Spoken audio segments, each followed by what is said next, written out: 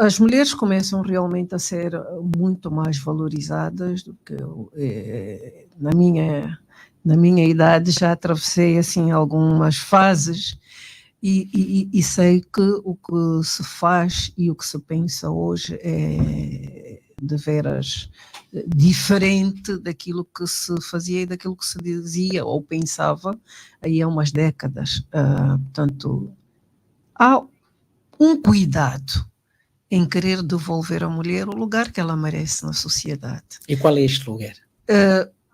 Eu acho que o lugar da mulher é qualquer lugar que ela própria queira e que esteja disposta a assumir, a depender das competências de cada uma. As mulheres têm tantas competências quanto os homens, portanto, se estiverem dispostas a ocupar, seja qual for o lugar na sociedade, seja qual for a função, eu acho que, uma vez habilitadas, podem perfeitamente fazê-lo. Antigamente não era bem visto, a própria sociedade não via isso com bons olhos, mas felizmente a sociedade evoluiu de tal maneira que hoje já as mulheres não são mal vistas por poderem fazer certas coisas ou poderem assumir funções que antigamente eram consideradas funções masculinas. Hoje uma mulher mecânica já não é uma coisa ridícula, não é? Não é uma pessoa de outro mundo por ser mecânica ou por ser motorista de um caminhão, por exemplo. Já houve alturas em que era completamente ridicularizada uma mulher que quisesse ter uma profissão do género. Portanto, eram profissões consideradas para homens e a mulher devia ficar na cozinha, em casa, cuidar dos filhos, lavar roupa, passar a ferro e ocupar-se das tarefas domésticas, enquanto os homens iam para o trabalho e assumiam certas funções consideradas arriscadas. Portanto, há uma certa evolução em quase todas as áreas da vida, da atividade humana, digamos assim.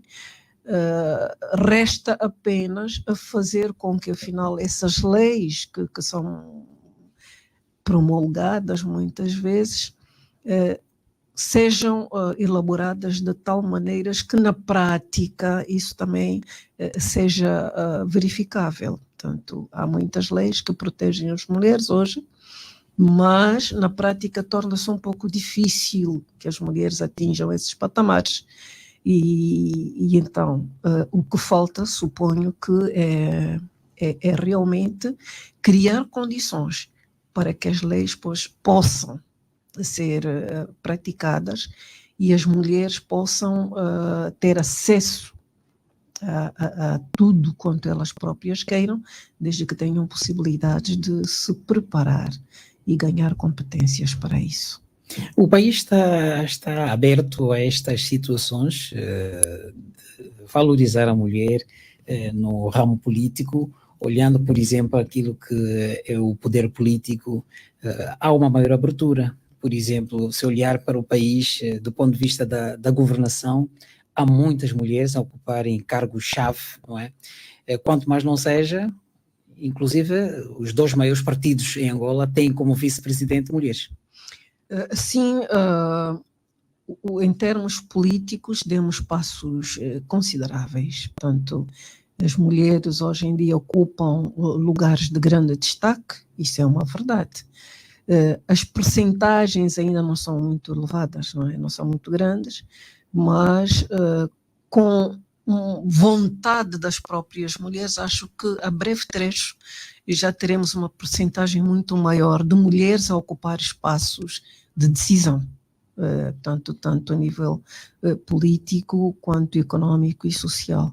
Há um grande avanço, mesmo a nível das Forças Armadas, das Forças de Segurança de uma maneira geral. Já há muitas mulheres que conseguiram atingir altos níveis de responsabilidade, mas estamos a trabalhar para que esses números sejam mais elevados.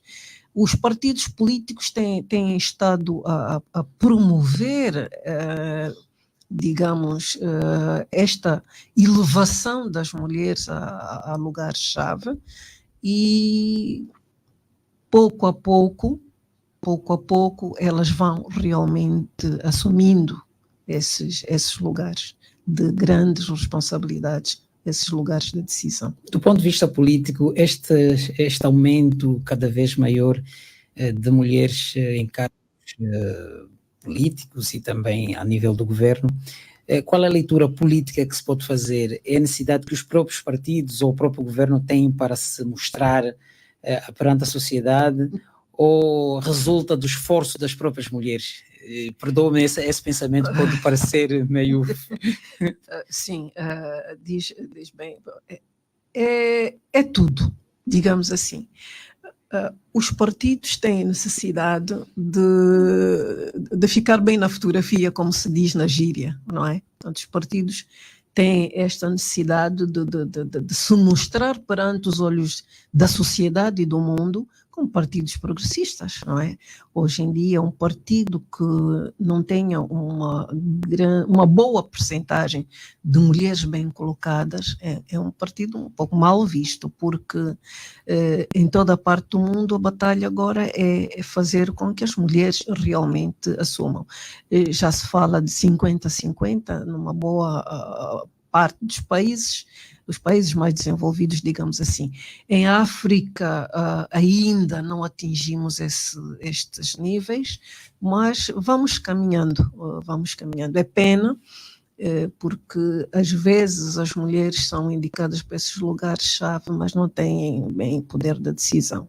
E esta é uma batalha que continuamos a fazer. Ainda tem por detrás aquilo que é a decisão de facto dos homens. Exatamente. Portanto, estamos a lutar para que as mulheres que assumem essas posições-chave tenham realmente o poder da decisão. Aqui é uma pergunta, senhora deputada.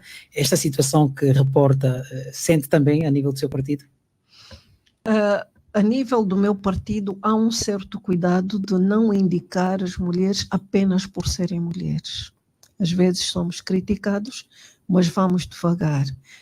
Por um lado, a vontade do partido é realmente de levar as mulheres a lugares cimeiros, exige esta vontade de fazer com que as mulheres estejam nos lugares que elas próprias merecem. Mas, por outro lado, também há que respeitar a vontade das próprias mulheres. Se uma mulher tem competência e tem vontade, por que não? Então está capacitada a assumir posições-chave, não se vão nomear as mulheres apenas por serem mulheres. Há algum cuidado de ver, é mulher, sim, mas é uma mulher competente. E, portanto, quando é nomeada para uma função, ela vai realmente exercer aquelas funções sem ter de servir de fachada e sem ter de pedir a opinião do homem que realmente decide. Temos este cuidado. E eu acho que são esses passos que se vão dando. Há pouco tempo perguntou-me, e eu não acabei de responder, portanto, se esta tendência de elevar as mulheres era só porque os partidos queriam mostrar-se bem perante a sociedade e perante o mundo, ou se era realmente a altura das mulheres realmente assumirem esses lugares. Eu acho que são as duas coisas. Os partidos querem parecer bem, mas as próprias mulheres também têm vontade de mostrar que são úteis, que são capazes e que podem realmente assumir posições de grandes responsabilidades. Portanto, são esses dois fatores conjugados que fazem com que os níveis, digamos assim, as percentagens, melhor dizendo, de mulheres em posições elevadas, em posições de chefia, sejam esses que nós verificamos ultimamente. O mundo civilizado, eu gosto de chamar mundo civilizado, assim como quem brinca, portanto, nos países desenvolvidos, parece que já nem param para falar disso. A questão da paridade... Ou das cotas, não é? É a questão das cotas, mas fala-se mais de paridade. Pois. Nós ainda estamos na questão das cotas, mas nos países desenvolvidos é uma questão de paridade. Na Europa, por exemplo, é paridade, portanto, é 50% de homens, 50% de mulheres nas listas. Nós ainda estamos na fase das cotas para que as mulheres não sejam esquecidas, porque temos de respeitar certas normas, certas regras das Nações Unidas, certas regras da União Africana, certas regras também estabelecidas pela SADC, no nosso caso de Angola, e para não ficarmos mal, muitas vezes seguimos. Ainda estamos na fase das cotas, mas eu acho que a muito breve trecho também chegaremos na fase em que será uma questão de paridade. Portanto, já não vamos falar tanto de zebra, sabe, essa questão de zebra, um homem e uma mulher, mas vamos chegar àquela fase em que já sabemos que se há 30 homens, há necessariamente do outro lado também 30 mulheres.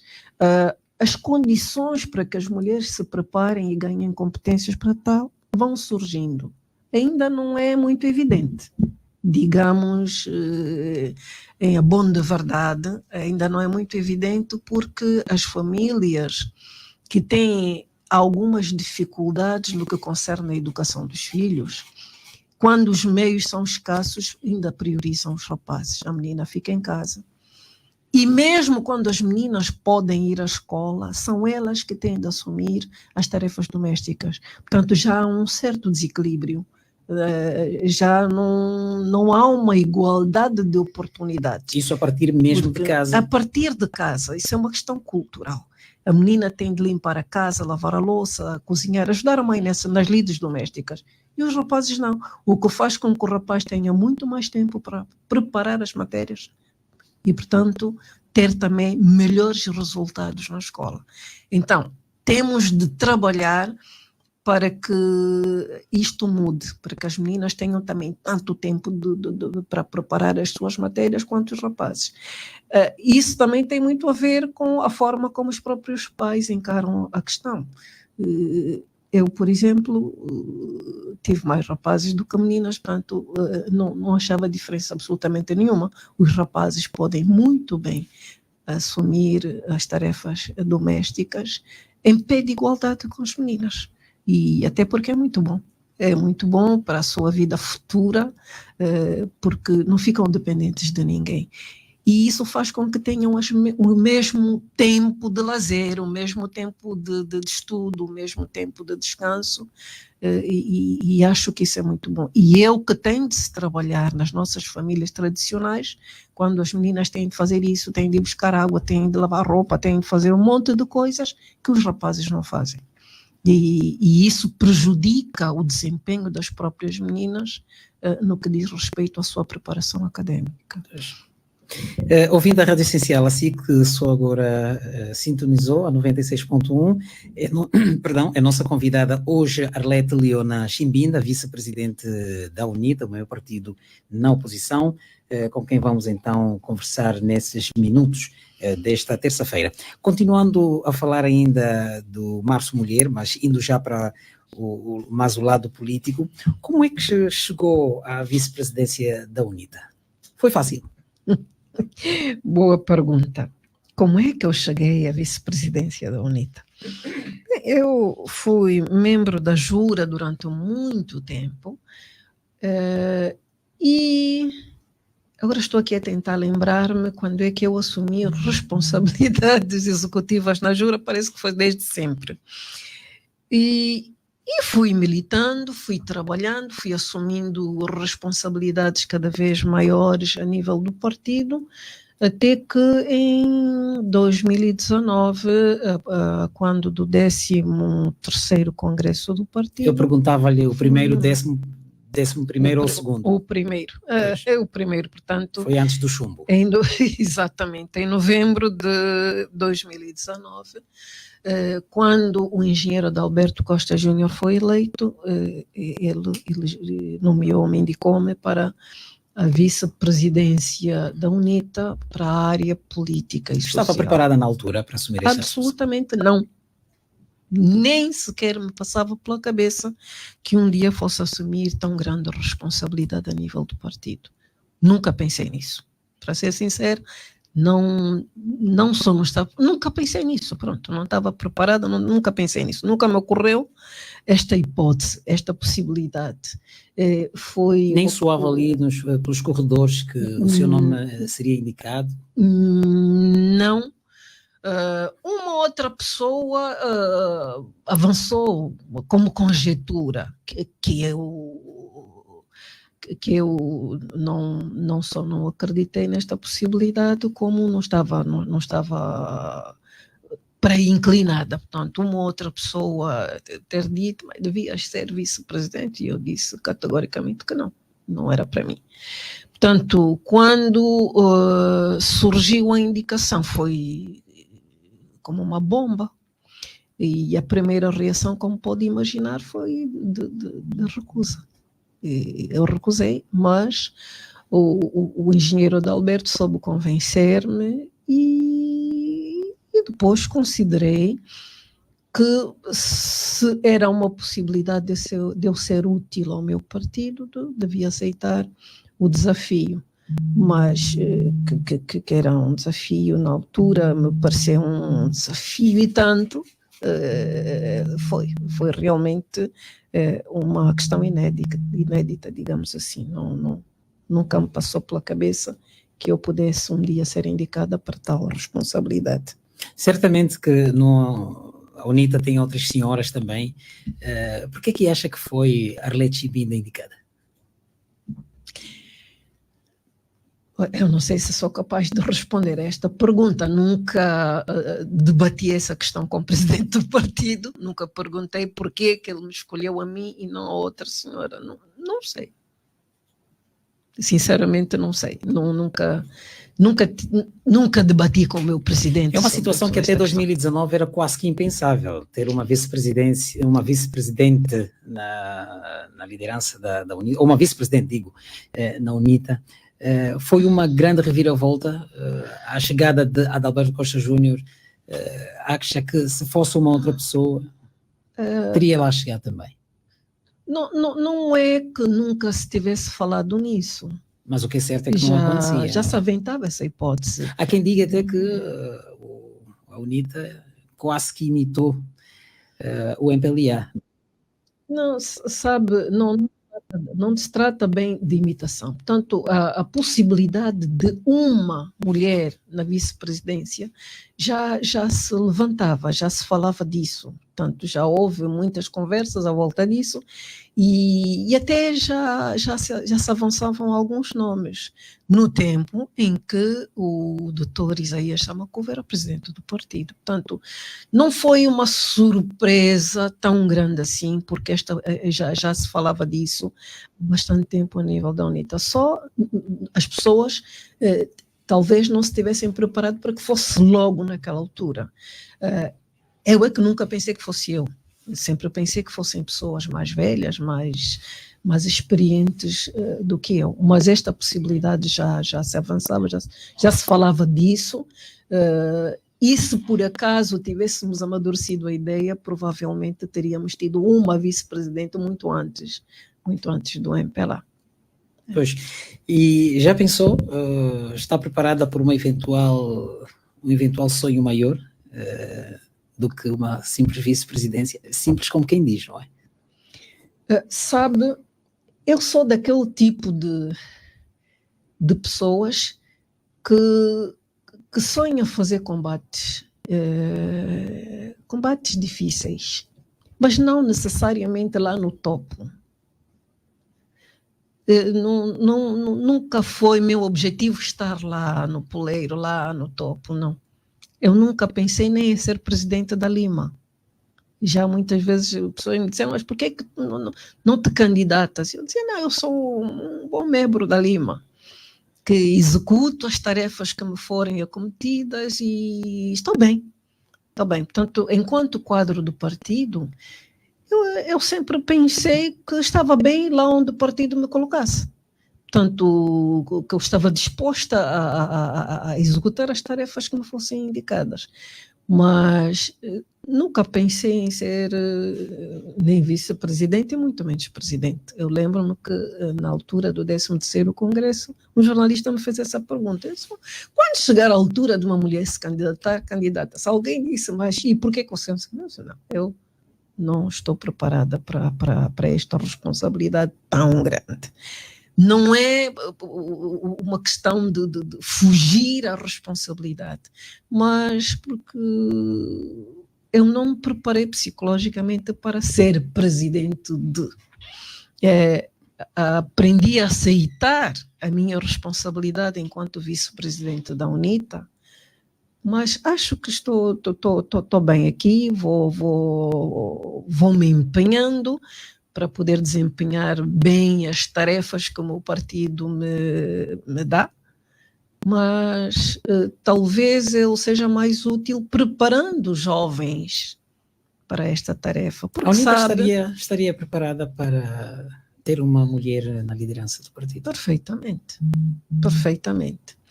Mas sabe, eu tenho 64 anos.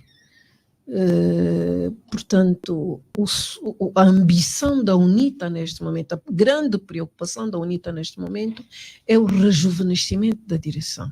Portanto, não é uma questão de apostar com pessoas que já estão acima dos 60 anos, mas trabalhar para que os jovens estejam à altura de assumir essa responsabilidade.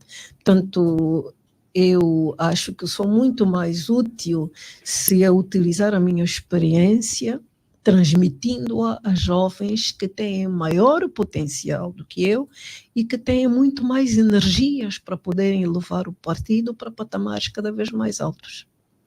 Enquanto vice-presidente da UNITA, como é que está a assumir esse papel? São quase 5 anos, se não mesmo 5 anos, a desempenhar esta função. Como é que está a ser esta experiência? Está a ser uma experiência rica, digamos assim, quanto mais não seja porque os últimos 5 anos têm sido de travessias difíceis para o partido.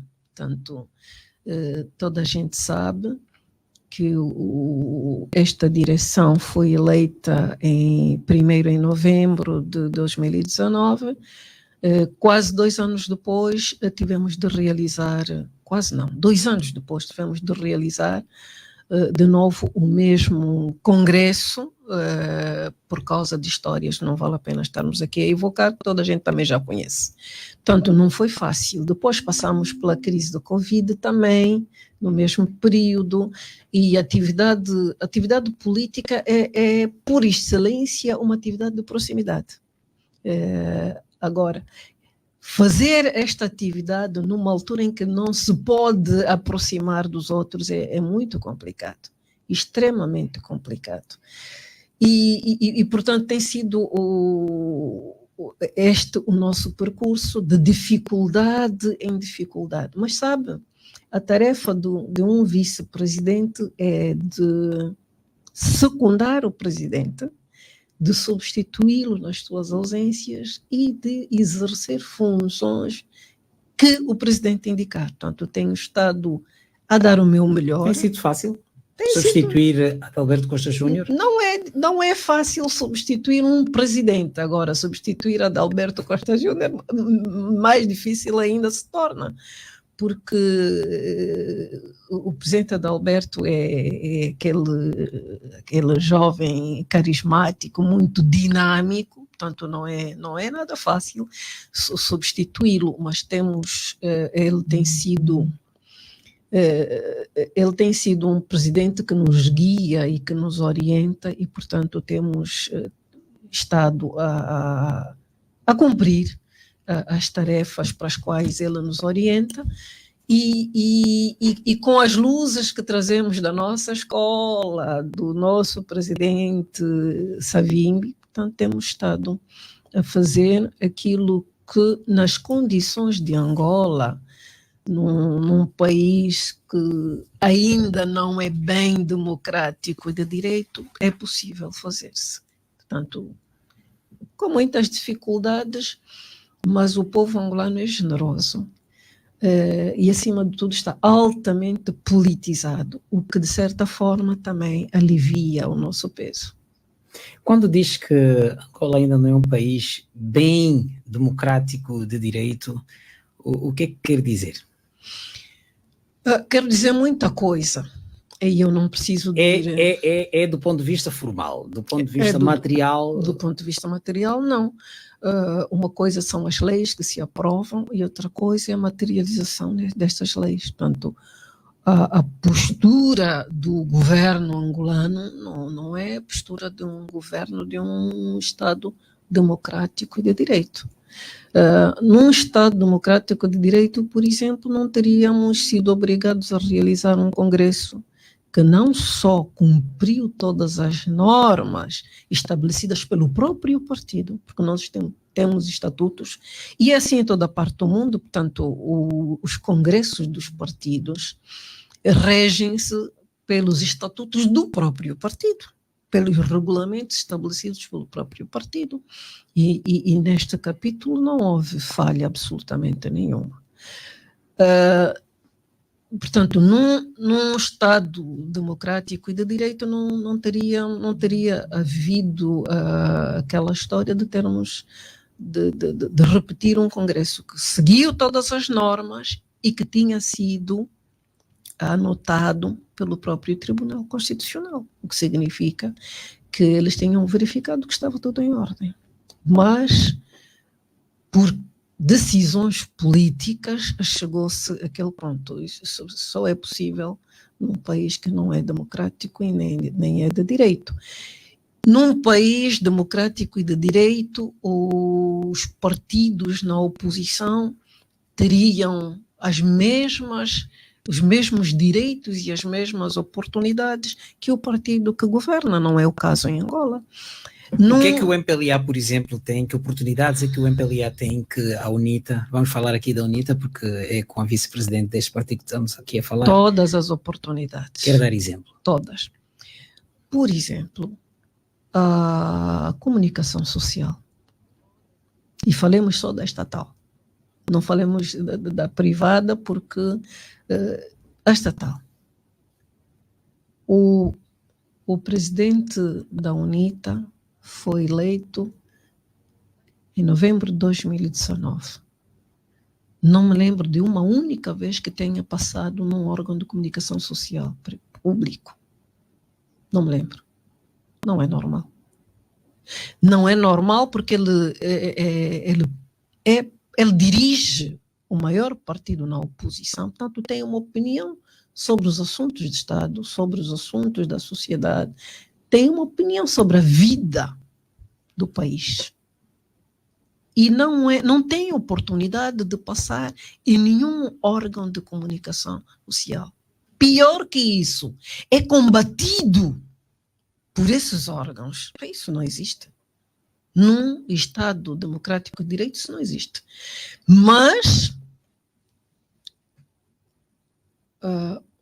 as atividades do MPLA, até as municipais ou comunais, passam em direto. Eu nunca vi os órgãos de comunicação social a passarem uma atividade da UNITA, um comício da UNITA, não existe. Mas os comícios do MPLA, até ao mais baixo nível, passam em direto, na rádio, na televisão, e os jornais dedicam altas páginas. Não é normal. Não é normal. E a todos os níveis, até mesmo no Legislativo, a Assembleia Nacional, que alberga deputados de todos os partidos, também discrimina. Na Assembleia Nacional também há discriminação. Não é normal. De que forma é que é essa discriminação? Sente-se cá fora, quem está aqui fora consegue perceber isso? Quem está aqui fora consegue perceber porque na Assembleia debatem-se questões relacionadas com a vida de toda a gente. Eu vou lhe dar um exemplo simples. Lembra-se quando houve a grande greve dos médicos? O grupo parlamentar da UNITA propôs um debate na Assembleia Nacional sobre as reivindicações dos médicos, para ajudarmos o Executivo a encontrar uma solução para o problema dos médicos, porque precisávamos dos médicos nos hospitais para poderem tratar dos pacientes, e eles estavam em greve. E esta proposta foi simplesmente chumbada pelo grupo parlamentar do MPLA. Não se coloca aí a situação de ser o partido maioritário que aprova? E por ser partido maioritário, não pode concordar com um debate para se encontrar soluções de problemas que enfermam a sociedade. O que é que isso tem de mal? Antes, pelo contrário. Era um problema grande e todos nós estávamos a ter imensas dificuldades. Os médicos, nós precisamos dos médicos para cuidarem de nós. E quando eles estão revoltados porque não têm condições para trabalharem como deve ser, então vamos debater para ajudarmos a encontrar soluções. E isso é chumbado, e isso é normal, não é? É qualquer coisa menos normal. Depois surgiu o problema dos professores, que também entraram em greve, e os alunos do ensino superior ficaram meses sem ter aulas. Então, nós queremos um país que se desenvolve. Como é que nós queremos desenvolver um país se a preparação dos quadros que vão desenvolver o país é deficiente? Então, os alunos ficam 2, 3, 4 meses sem estudar. Que formação é esta? Então, o grupo parlamentar da UNITA também propôs um debate. Se encontrar uma solução, também foi chumbado. Aliás, todas as propostas de debate que o grupo parlamentar da UNITA apresenta na Assembleia são simplesmente chumbadas. Por capricho. Por capricho. Porque a questão dos médicos não é uma questão da UNITA. Nem é uma questão que beneficia a UNITA. Antes, pelo contrário, beneficia a sociedade. E a sociedade somos todos nós, da UNITA ou dos que estão a governar. Então, esses são só pequenos exemplos. Eu podia ficar aqui a citar variadíssimos outros exemplos das discriminações que existem. E eu acho que num Estado democrático de direito as coisas não funcionam assim. Mas a nível do Parlamento, quando vê situações dessas que chama de capricho, sente isto com os seus colegas ou ali há um outro caso em que sente mesmo que deputados do MPLA fariam diferente, mas por orientação estão a fazer diferente? Estão a fazer, não é? A cumprir uma determinada orientação. Eles cumprem orientações do Bureau Político. Mas sente vontade ali entre os colegas, sente que tem havido vontade de se fazer diferente? Eu acho que há muitos deputados do MPLA que gostariam de fazer diferente. Isto é evidente. Mesmo que eles não digam em voz alta, porque há a questão da disciplina partidária. Se o Bureau Político diz não, é não. Sentiu que havia deputados do MPLA a quererem fazer diferente quando a UNITA submeteu a proposta de lei para a destituição ou a iniciativa, de destituição do Presidente da República? Sentiu isso? Mas é o que eu digo. A questão da disciplina partidária, portanto, os deputados do MPLA estavam assustados porque tiveram orientações peremptórias. Por que não se cumpriram as normas, que até são regimentais? O próprio regimento da Assembleia Nacional dita as regras nesses casos. É voto secreto. Por que se fez tudo para se evitar o voto secreto? É porque há algum receio. Não é? Se não houvesse receio, qual era o problema de se levar ao processo?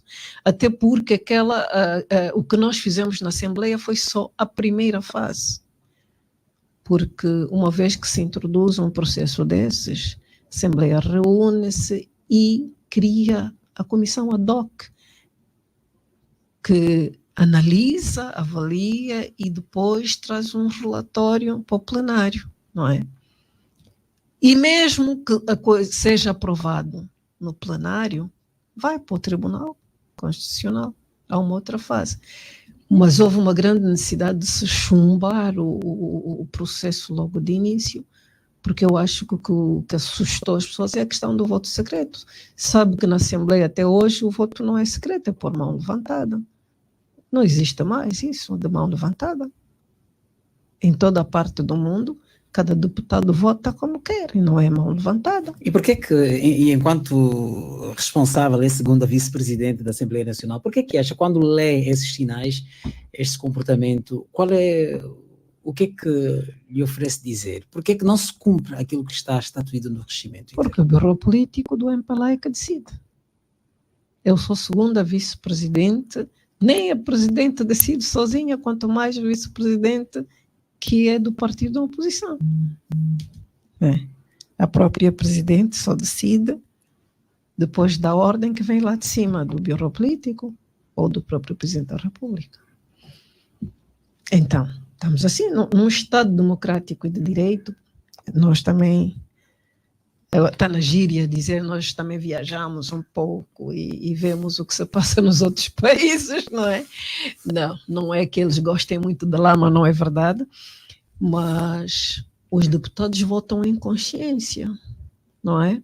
Há uma maquineta, e nós aqui até temos muitos aparelhos, gastamos muito dinheiro. Há aquela maquineta e cada deputado... Vai chegar lá? Vai chegar lá quando o regime mudar. Enquanto for este, duvido que se chegue lá. Enquanto for este regime, será mão levantada, para saber quem votou o quê. Como é que é a convivência dos deputados da UNITA com os deputados do MPLA no Parlamento? Olha, em Angola há uma coisa que engraçado, não é engraçado, mas olha, nem sei como devo dizer, deve haver um termo para adjetivar. As relações humanas até que são razoáveis. São razoáveis, tirando um ou outro caso de extremismo. E meço bem as palavras, extremismo. Há mesmo casos de intolerância neste caso? Há casos de intolerância, mas, regra geral, temos uma relação saudável. As pessoas conversam amigavelmente, riem-se, e é assim que devia ser, é assim que é em toda parte, porque o que há de diferente são as opiniões, há diferenças de opinião, apenas isso, não é? Há diferenças de opiniões, portanto, geralmente convivemos, normalmente conversamos, rimos, num ambiente ameno, e depois, quando chega a altura do debate, cada parte esgrime os seus argumentos, e geralmente são pontos de vista que divergem, não é? Mas há realmente essas posições de intolerância pura, em que as pessoas exprimem-se de forma a espezinhar quem não é do partido da situação. A UNITA apresentou hoje o projeto de lei orgânica da institucionalização efetiva das autarquias locais. Este é um projeto que vem responder o apelo da Presidente da Assembleia Nacional, segundo o qual o projeto de lei apresentado, as propostas apresentadas por força do tempo, atingiram a caducidade. Qual é o comentário que se oferece dizer a propósito? Sim, o Presidente da República foi dizendo durante muito tempo que se o processo das autarquias não avançava é porque a Assembleia não tinha completado o pacote legislativo. E, na realidade, só faltava a lei da institucionalização das autarquias, que estava lá, foi discutida na generalidade, apenas faltava o debate na especialidade, e nunca foi agenda. Aliás, começou-se o debate, e a dada altura o debate encalhou, porque havia posições completamente divergentes. É no que diz respeito ao gradualismo. Portanto, o MPLA defendia o gradualismo geográfico e a UNITA defendia o que está na Constituição, que é um gradualismo funcional. Não é a mesma coisa. Portanto, essa história do gradualismo geográfico foi uma invenção do MPLA para fazer uma fuga para frente, digamos assim. O que a Constituição fala é o gradualismo funcional, o que é normal em qualquer parte do mundo, porque levantava-se a questão de certos municípios que não tinham condições para terem uma certa autonomia, obviamente. Nesses casos, aplica-se o gradualismo funcional. Portanto, o governo central vai sustentando este município até que atinja um nível em que tem pernas para andar sozinho. É assim em toda parte do mundo. E como não estávamos a chegar a um consenso, bloqueou o debate e teve de ser suspenso, com o objetivo de ir consultar as chefias. Depois nunca mais se tocou no assunto. Nunca mais se quis agendar esse debate. E ficou assim. Portanto, não é que a Assembleia não quisesse, não tivesse terminado porque não quisesse terminar. As chefias, quem são? São aqueles que dirigem os partidos que têm uma palavra a dizer neste capítulo. A UNITA teve uma palavra a dizer. A UNITA teve uma palavra a dizer, faltava ao presidente do MPLA pronunciar-se também a Mas favor. Também se pronunciou. Sim, atirando a culpa para a Assembleia Nacional. E não era isso. O partido devia... Mas não cabia a João Lourenço ou a Assembleia Nacional tratar desta questão? Não, a questão é tratada pela Assembleia Nacional.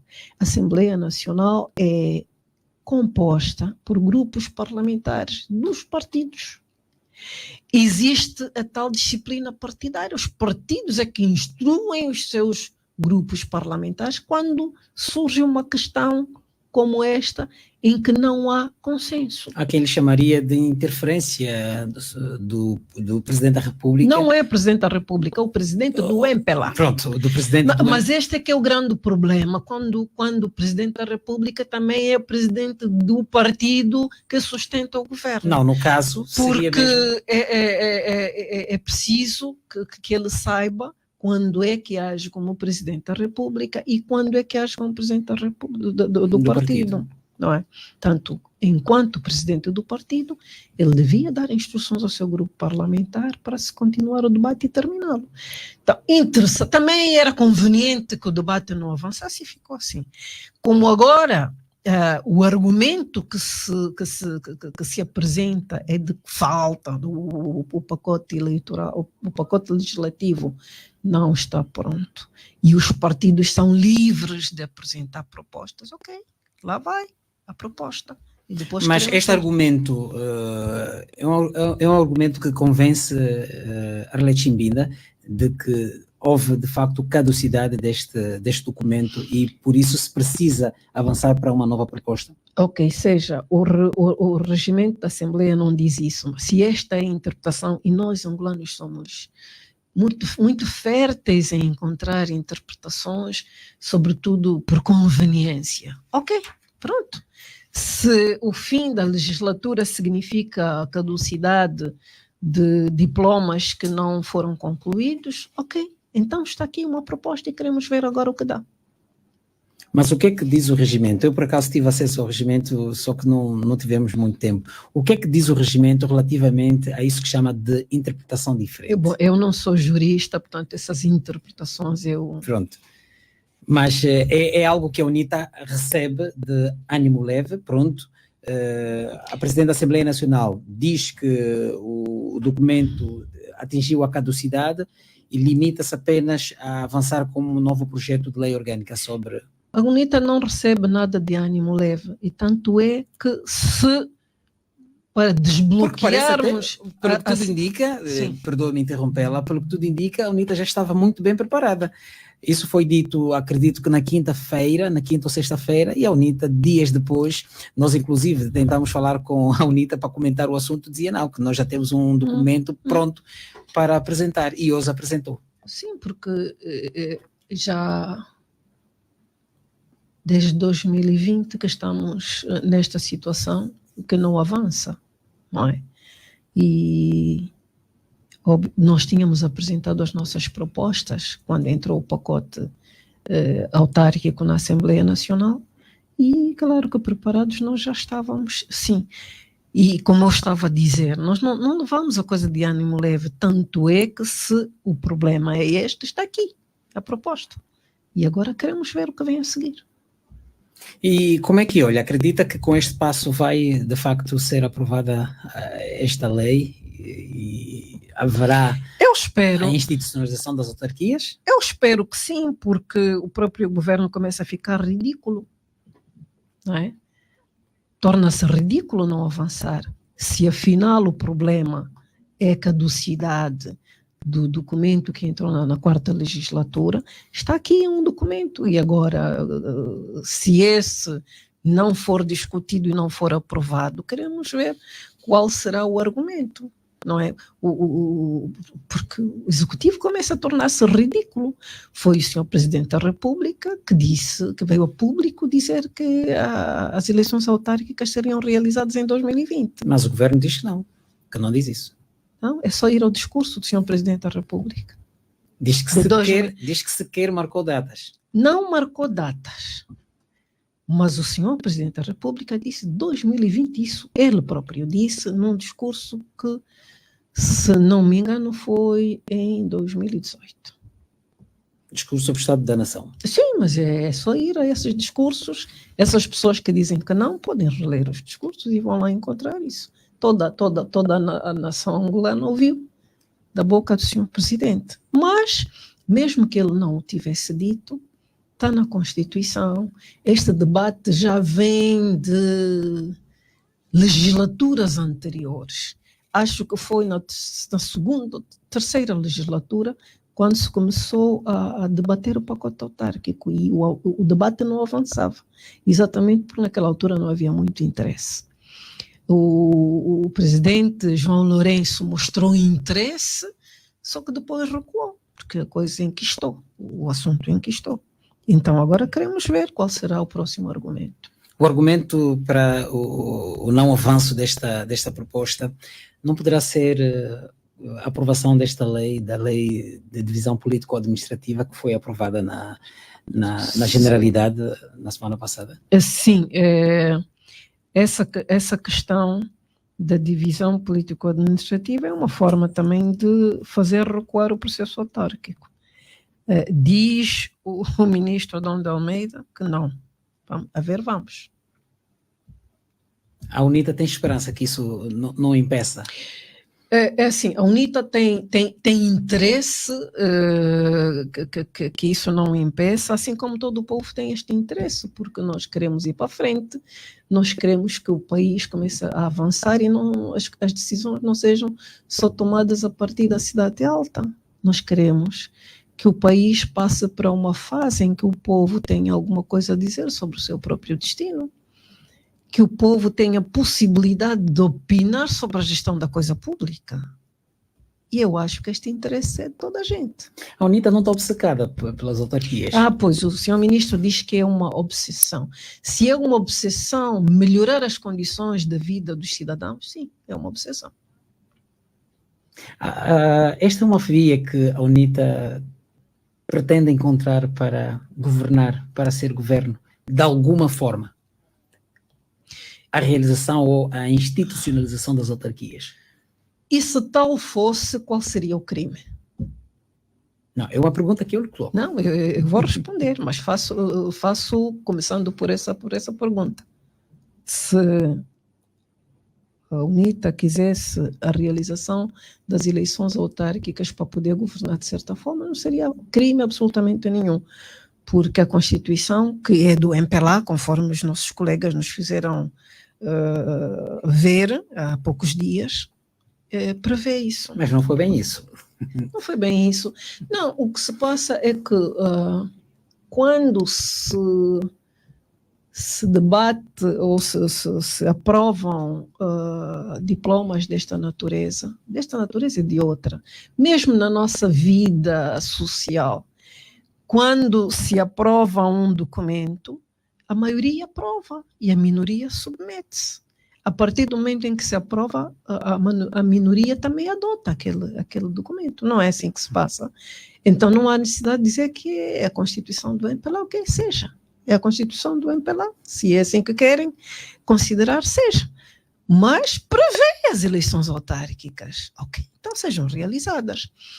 E a UNITA governaria, de certa forma, é o povo que deve decidir. Nós queremos devolver ao soberano a possibilidade de escolher quem deve governar. Nós queremos que seja o soberano a decidir. E o povo vai decidir se quer para uma autarquia um indivíduo da UNITA ou se quer um indivíduo de um outro partido. É o povo que vai decidir. Olhando para aquilo que é o espectro político angolano, vê o poder em Angola ser partilhado? É especialista em ciência política, estuda o contexto político angolano. Sabe, no contexto atual, o que se evita é exatamente que haja esta partilha do poder. Mas sabe, em ciência política fala-se do bem fundado deste princípio do poder partilhado. E o poder partilhado não tem nada de mal, antes pelo contrário. Mas o país, o MPLA está preparado para partilhar o poder com a UNITA? Não, o MPLA não está preparado para partilhar o poder nem com o próprio povo, quanto mais com a UNITA. O MPLA não está preparado. Mas é uma maneira de pensar completamente retrógrada. Porque aqueles que entendem um pouco da ciência política sabem que o poder partilhado não só tem benefícios, como também tem a partilha das responsabilidades. Não é? Então, o que anda bem é da responsabilidade coletiva, mas se houver falhas, também será da responsabilidade coletiva. E isso faz com que cada cidadão se empenhe em fazer a sua parte. Conforme nós vivemos hoje, querem que nós tenhamos a responsabilidade daquilo que não está bem e um pequeno punhado de pessoas fique com a parte boa do poder. Não. Por que eu tenho de assumir a responsabilidade dos erros que os outros cometem? Por exemplo, quando se trata de apertar o cinto porque estamos em período de contenção, não há dinheiro, isso é responsabilidade de todos. Todos temos de aceitar essa parte. Mas quando o preço do petróleo está acima do que foi projetado, sim, a responsabilidade daquela diferença de dinheiro já não é de todos. Ninguém mais sabe para onde vai o dinheiro. Então, no poder partilhado, toda a gente tem deveres e toda a gente tem direitos. E acho que isso é o que se passa nos Estados democráticos e de direito. Até onde é que a UNITA vai chegar para concretizar este desiderato, ou pelo menos para continuar a implementar este interesse de institucionalização das autarquias? Estamos a poucos anos do fim da presente legislatura.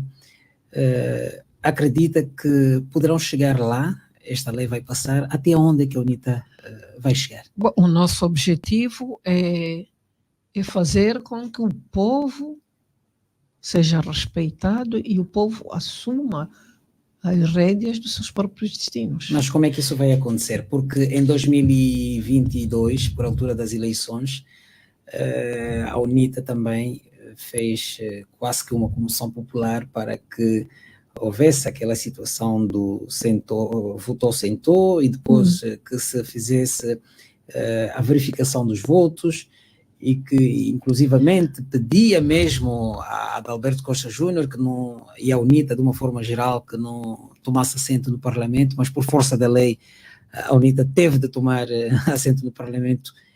Se por esta via não é possível, o que é que a UNITA vai fazer? Vai continuar a submeter-se? Então, é assim, por essa via não foi possível até aqui. mas eu não acredito muito na impossibilidade. As coisas vão acontecer. Aliás, sabe, em Angola, o termo democracia mesmo era quase impossível, não? Até há alguns anos não se podia falar de democracia. Liberdade de expressão, liberdade disso, liberdade de associação, não se podia falar disso. Havia o partido único, não é? Sim, hoje fala-se de democracia. E até houve quem dissesse que a democracia tinha sido imposta. Sim, foi imposta pela luta da UNITA. Então, se num país que era de partido único, hoje há muitos partidos, houve esta evolução, por que nós devemos de pensar que não vai mudar a situação? Vai mudar, sim. E nós temos estado a lutar para que esta mudança se concretize. E acredito, vai acontecer. A mudança vai acontecer. É que às vezes a UNITA dá sinais, parece que de desespero. Por que diz desespero? Não entendi. Porque o que se passa é que, em muitos casos, parece que não tem, fica sem soluções para determinados problemas. Olhando, por exemplo, para essa questão de não conseguir levar a discussão o último projeto de lei, ou a última proposta de lei de institucionalização das autarquias, está dependente sempre do maioritário, este é o exemplo claro. Houve a votação agora da proposta da nova divisão político-administrativa, também não teve o que fazer, porque não tem coro suficiente para fazer o contrário. Dá sinais às vezes de algum desespero, ou não é este sentido? Bem, eu não sei porque é que aplica esse termo de desespero. Desespero é um termo muito forte e pejorativo, que eu não vejo desespero nenhum. Quem está desesperado não continua lá com 90 deputados e a bater-se e a fazer avançar as coisas. Quem está desesperado não ganha as eleições na capital do país, que é Luanda. Quem está desesperado não ganha. Quem está desesperado não ganha em Cabinda, no Zaire. Quem está desesperado não faz o que a UNITA faz. Quem está desesperado não consegue convencer o povo, porque hoje quem faz este combate não é só a UNITA. Já houve alturas em que só a UNITA é que gritava no deserto, porque os que apoiavam a UNITA nem sequer tinham forças ou coragem para abrir a boca porque não podiam. Hoje já as pessoas podem e falam, e fazem, e agem. Portanto, eu não vejo desespero absolutamente. A UNITA hoje está em condições de dizer que, à semelhança do que dizia o MPLA, que o povo está com a UNITA. Mas está em condições? Mas a UNITA não precisa de dizer isso. A UNITA demonstra isso. E as demonstrações do povo do lado da UNITA não sou eu que digo. Quem vive em Luanda, quem vive em Angola, sabem, um pouco por todo o país, um pouco não, em todas as partes do país. O povo tem mostrado a adesão que tem e a simpatia que tem e da forma como suportam a luta da UNITA. Eu não vejo desespero nisso. Quem está desesperado não atinge o patamar que a UNITA atingiu. A UNITA tem 90 deputados. Considera que 90 deputados é a expressão de desespero? Não vejo. Claro que as regras da Assembleia exigem que sejam as maiorias a decidir, mas não decidiram favoravelmente. Eu não sei, se reparar bem, vão fugindo, as coisas vão acontecendo mesmo assim. Fogem hoje, amanhã, e depois chegam a um certo ponto em que têm de se render às evidências. Portanto, eu não vejo desespero nenhum nisso. Longe disso, o desespero é um termo muito feio, muito forte, extremamente pejorativo, que eu não considero que um partido político, num país que não é democrático, um partido que tem 90 deputados, não estou a ver desespero aí. Pois bem, mais uma vez ouvindo a Rádio Social, nossa convidada hoje, dia 5 de março, é Arlete Chimbinda, vice-presidente da UNITA. Já disse que também é politóloga, é professora e atualmente também na Assembleia Nacional é a segunda vice-presidente e faz parte da 8ª comissão, que é a Comissão da Família, Infância e Ação Social. É docente, O que é que transmite aos seus alunos sobre aquilo que é a política do país? Ou limita-se aos conceitos académicos? Não tem permissão para contextualizar aquilo que se passa no país? Eu não leciono política angolana. Portanto, a disciplina que eu leciono é História das Ideias Políticas. Obviamente que tem muito, para os alunos compreenderem esta matéria, fazem sempre uma relação com o que se passa no país. Mas é por isso que nós transmitimos ciência, para que os jovens tenham capacidade de análise e façam comparações e vejam o que está segundo a ciência e o que está errado. E consegue ver a abertura de consciência por parte dos jovens? Perfeitamente. Eles exprimem-se, eles falam. E nota-se que ao digerir a ciência, as noções de ciência, eles conseguem compreender aquilo que não vai bem no seu próprio país. Mas quando olha para aquilo que é a ciência, não é possível fazer um enquadramento, apesar de lecionar História da Ciência Política, é isso que leciona? História das ideias políticas, pois não é possível fazer contextualização com aquilo que o país vive? Não é esta a minha tarefa. Ok. Eu não faço política partidária, pois nem dentro política, da academia, não é? Eu dou as noções daquilo que os jovens devem saber como princípios científicos. E a partir daí eles próprios fazem as devidas análises, fazem comparações com o que se passa no próprio país, e eu ouço.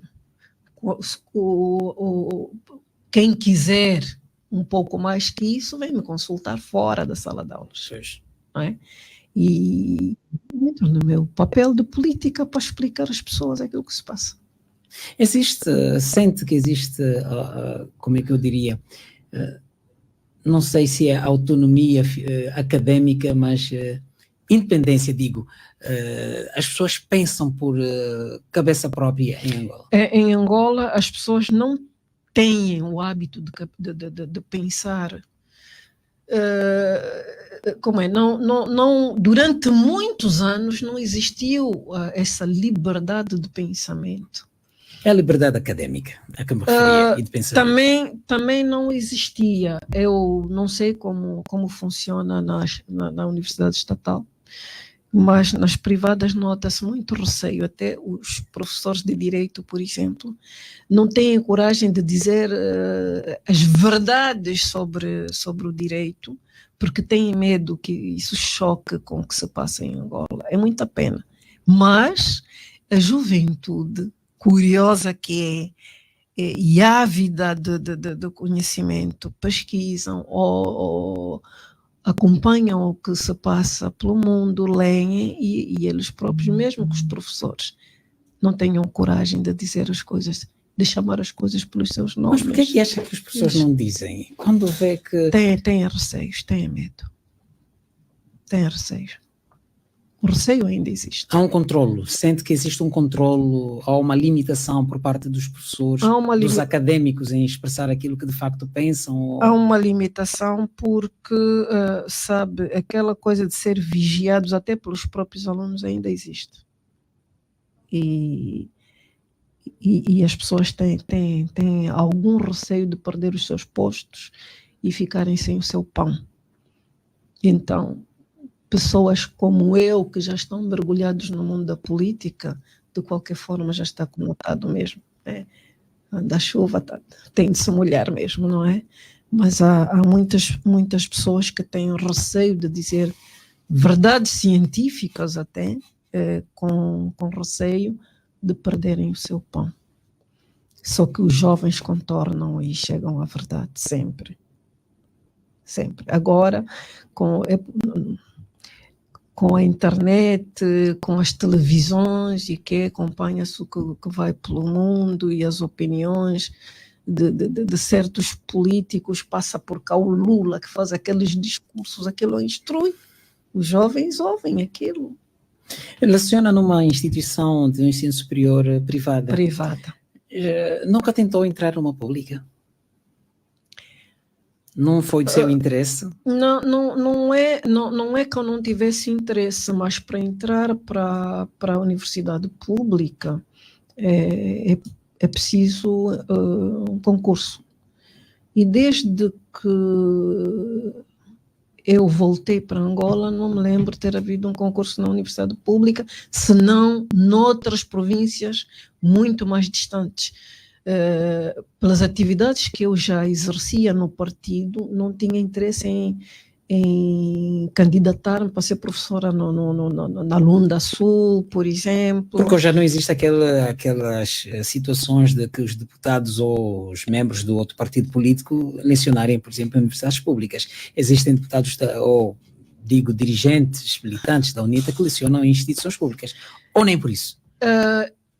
Um ou outro, sim, que a dada altura, no tempo ainda do presidente Eduardo dos Santos, tiveram, à luz dos acordos, tiveram a oportunidade de ingressar. Hoje, nem tanto. Acha que seria difícil? Se houvesse um concurso público, Arlete Chimbinda, professora Arlete Chimbinda, se candidatasse, não entraria. Não me vai falar da idade, não é? Porque sabe, não, para o ensino superior não tem esta restrição. Pois. Mas sabe que Arlete Chimbinda não entraria de certeza absoluta. Mas porquê? Não teria capacidade de lecionar numa instituição pública? Não, chama-se Arlete Chimbinda. Sabe-se de onde vem. Porque mesmo na privada não foi fácil. Eu candidatei-me em determinadas universidades privadas onde não fui aceita, não porque o meu currículo não permitisse, mas porque me chamam Arlete Chimbinda. Mas isso é dito assim mesmo? Não é preciso que me digam assim. Há sempre um outro pequeno pretexto e também a inteligência faz o resto, não é? Também eles não precisam dizer tudo. Mas houve universidades onde não fui aceita só porque eu sou Arlete Chimbinda. Depois, porque em Angola o que é que se faz? Vão pesquisar de onde é, qual é a sua filiação política. É absurdo, não é? É absurdo. Mas a filiação política conta muito. Em Angola, para ter um emprego, há pessoas que dizem que não é verdade, que venham falar comigo, para eu lhes demonstrar por A mais B que é assim que funciona. Aliás, toda a gente sabe que é assim. É muito difícil admitir isso, porque é ridículo e é vergonhoso.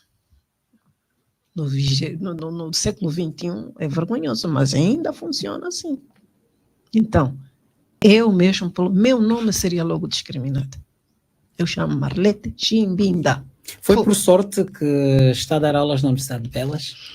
Sim, eu não gostaria de abordar, por respeito a certas pessoas, preferia não abordar esta questão. Está bem.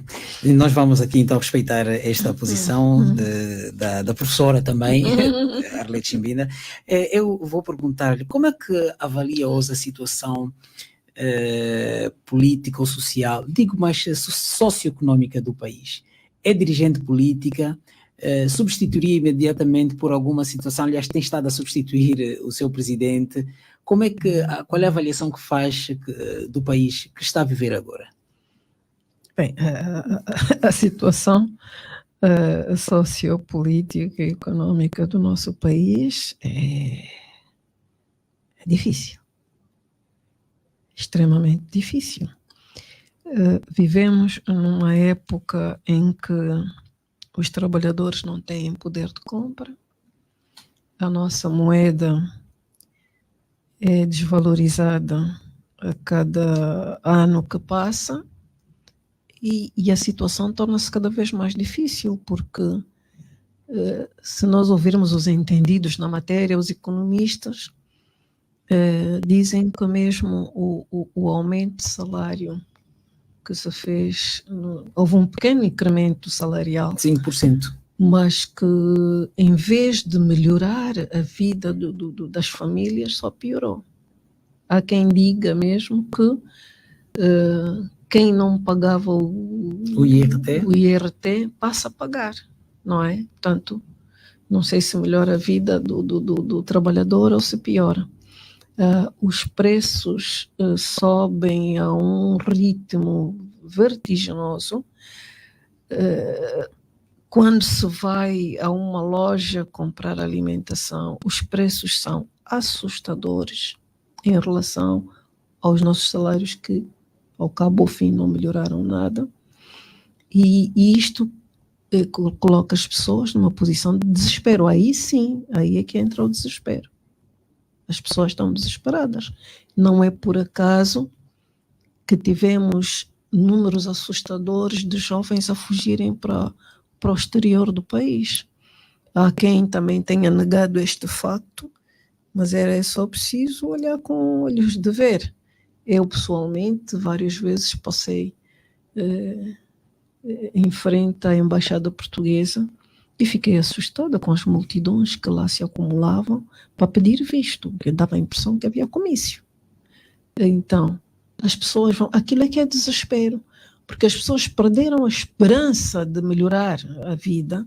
As pessoas não têm poder de compra, têm filhos por sustentar e não sabem como se virar, porque a dada altura as contas, não digo que não batam certo, as contas ficam quase impossíveis. É uma situação muito difícil. E como se isso não bastasse, agora temos esses surtos de doença, temos cólera, era de esperar, por causa das chuvas que têm estado a cair sobre o nosso país. Essas chuvas trazem problemas diversos. Há muitos casos de diarreias, e quase toda a gente se queixa. Agora surgiu mais este surto de conjuntivite hemorrágica, tanto do piorio, e as pessoas não têm meios para poderem resolver isso, porque a saúde em Angola é muito cara. A saúde é extremamente cara.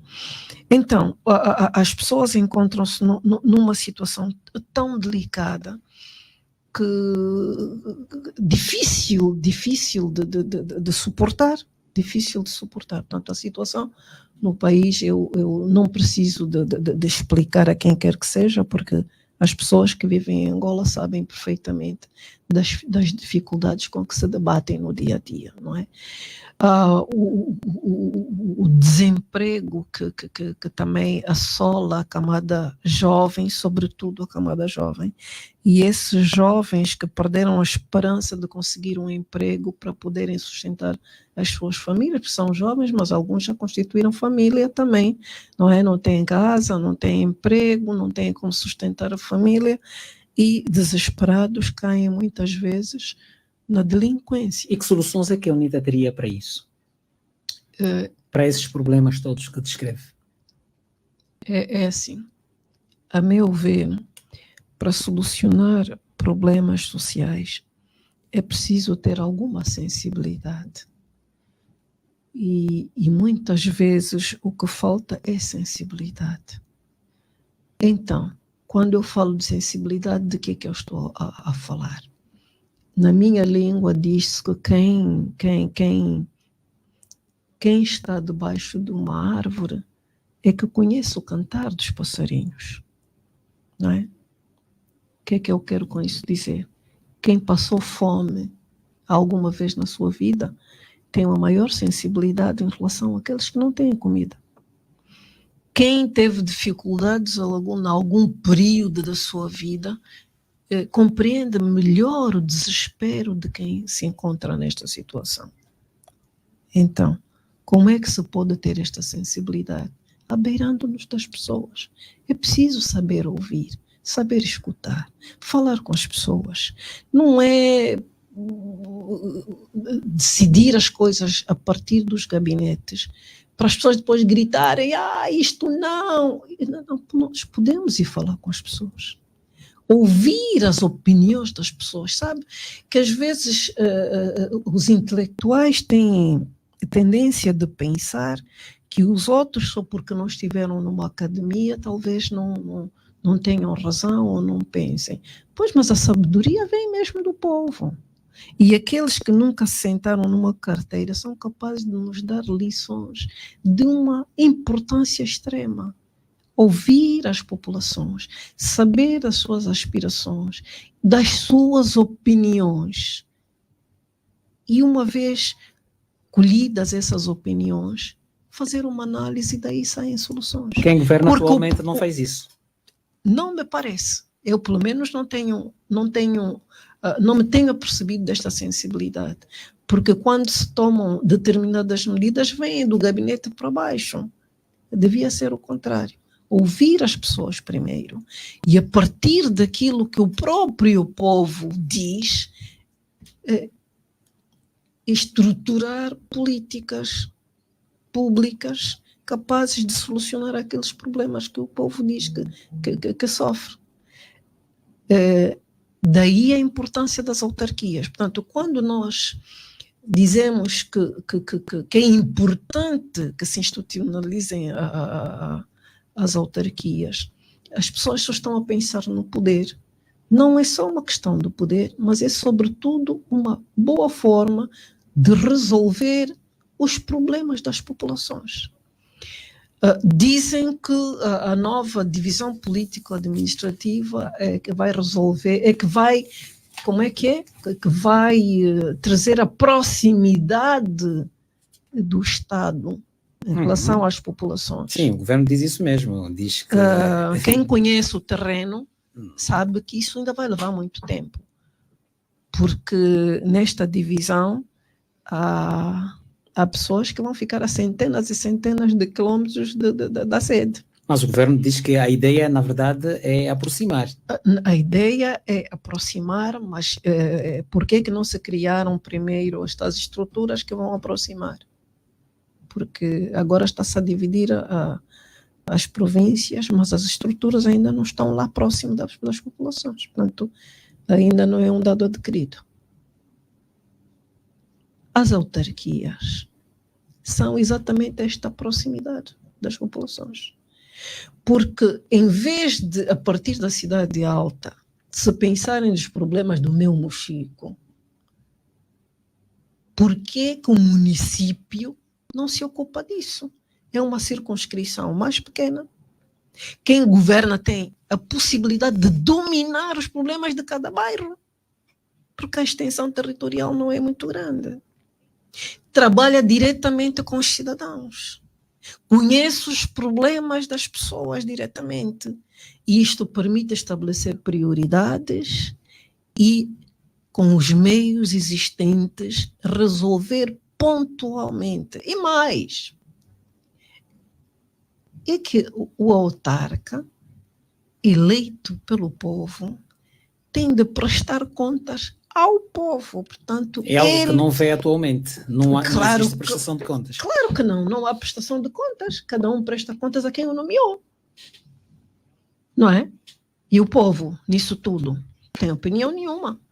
Mas o autarca é eleito pelo povo. E quem é eleito tem a tendência, aliás, é o dever, de prestar contas aos seus eleitores. Para além de que o autarca, quem é eleito, não quer sair com uma ficha suja, não é? Não quer sair com uma ficha suja, então vai se empenhar para deixar obras.